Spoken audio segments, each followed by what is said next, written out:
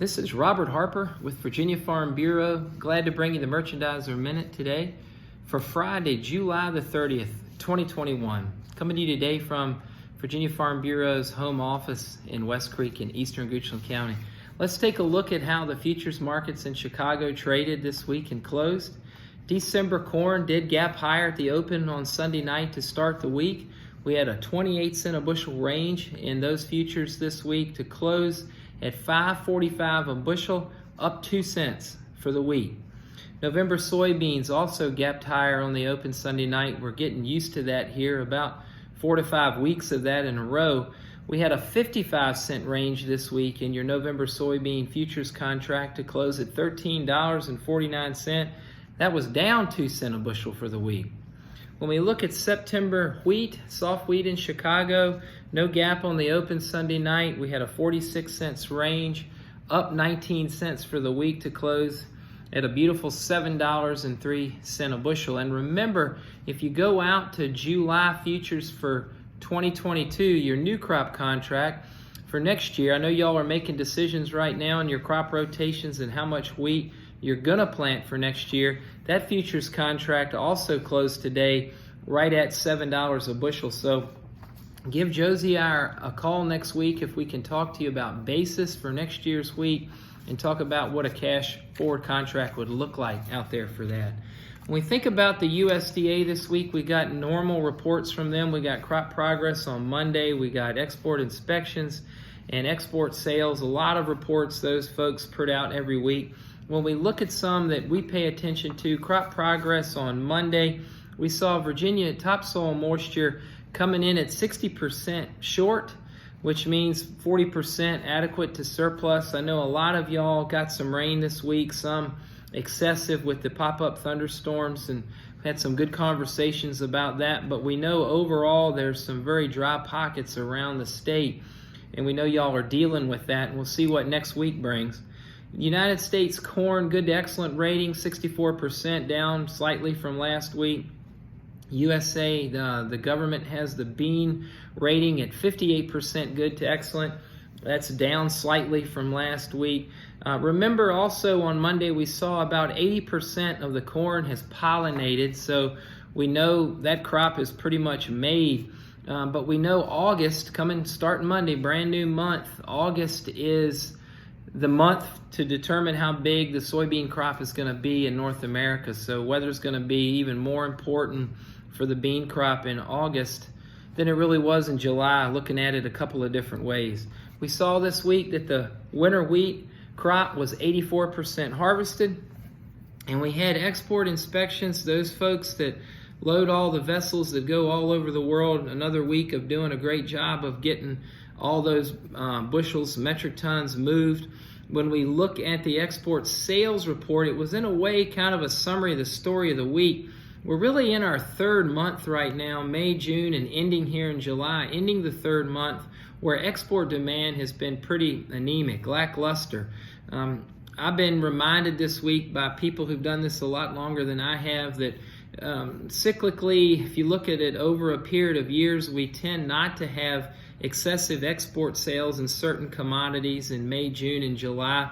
It seems like it's more of a northern hemisphere, southern hemisphere type deal, and where importers need bushels, which hemisphere they go to look for those bushels. But it seems more dramatic this May, June, and July, the anemic export demand, because we had so much demand, even record demand, September of last year through April of this year. So we're so glad to see here, especially at the end of the month, futures price holding as good as it's holding. You know, we've got December corn stuck between $5 and $6, November soybeans stuck between $13 and $14. We're glad to see those futures prices stay at this level when we haven't had just excessive export demand to fuel that futures price higher.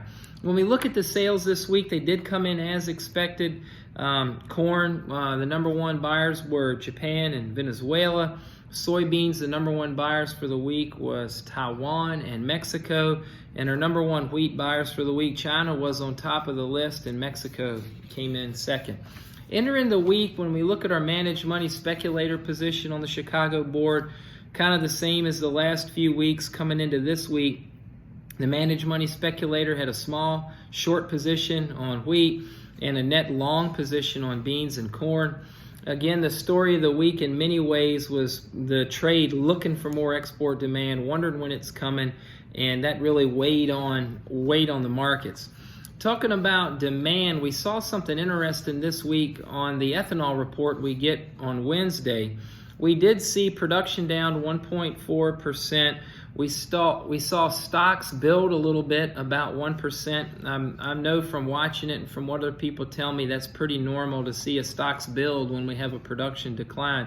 But the interesting thing that I think to pull out of the report this week, the ethanol report, we saw corn for ethanol fall 1.4 million bushels on the week to 102.4 million. Now that's a 10-week low for corn used for ethanol. That's pretty significant.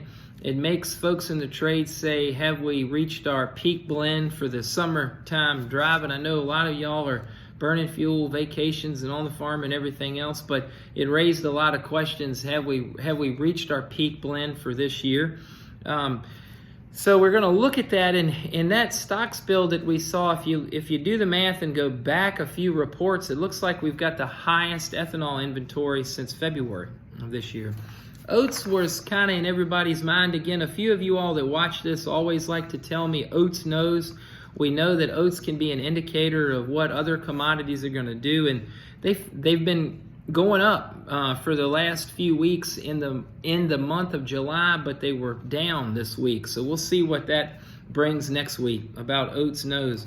We had the wheat quality tour this week looking at the spring wheat crop in the northern plains, Minnesota, North Dakota, Montana, and they did confirm what USDA, National Ag Statistics, and what social media and what you all, the farmers, have been saying for a long time, that wheat crop is decimated, the spring wheat crop. We did see wheat futures this week rise, especially in Minneapolis. The spring wheat futures contract, we're back up above $9 now on the futures board for Minneapolis wheat, spring wheat, and we did see, I think, and others, again, a small bump up 19 cents this week on Chicago wheat, back to the $7 level, probably partly because of the reaction of that wheat quality tour on the spring wheat crop. So next week we're going to be looking for export demand. We're going to be watching the weather, obviously, as we come into August.